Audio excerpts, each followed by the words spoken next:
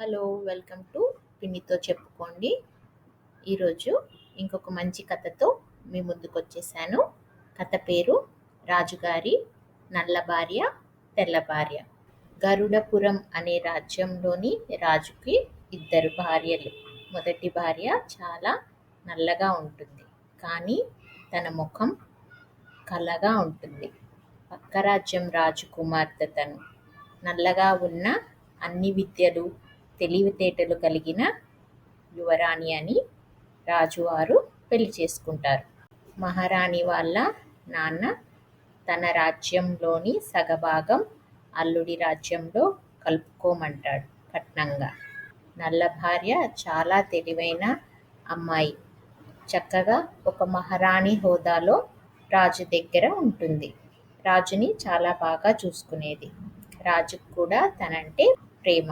పెళ్ళైన 2 సంవత్సరాల తరువాత తన ఆస్థానంలో నాట్యం చేసే అమ్మాయి చాలా తెల్లగా, అందంగా, చలాకీగా ఉండేది.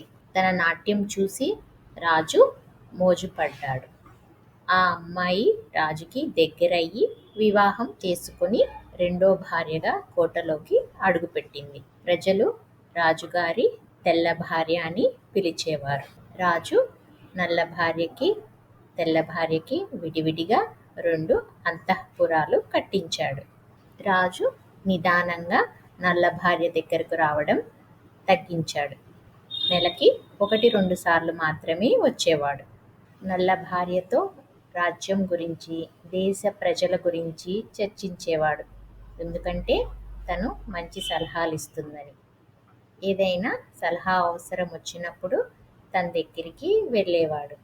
తనతో చర్చించేవాడు.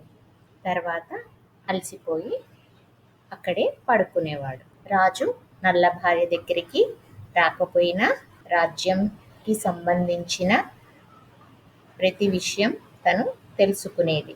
రాజుని చక్కగా చూసుకునేది. రాజుకి భోజనం వండించడం, దుస్తులు కుట్టించడం, మంత్రులు, సైన్యాధిపతులు, గూఢచారులు అందరూ తనకి ఎప్పటికప్పుడు దేశంలోని సమాచారాన్ని తెలియజేసేవారు. తెల్ల భార్యకు ఎప్పుడూ అందం, షోకులు, నాట్యం తప్ప ఇంకో విషయం తను పట్టించుకునేది కాదు. తెల్ల భార్యతో పెళ్ళైన 6 నెలలకు నల్ల భార్య గర్భవతి అయింది. రాజు చాలా సంతోషిస్తాడు. కానీ తెల్ల భార్య అసూయపడుతుంది. తెల్ల భార్య అసూయపడి ఏం చేస్తుంది?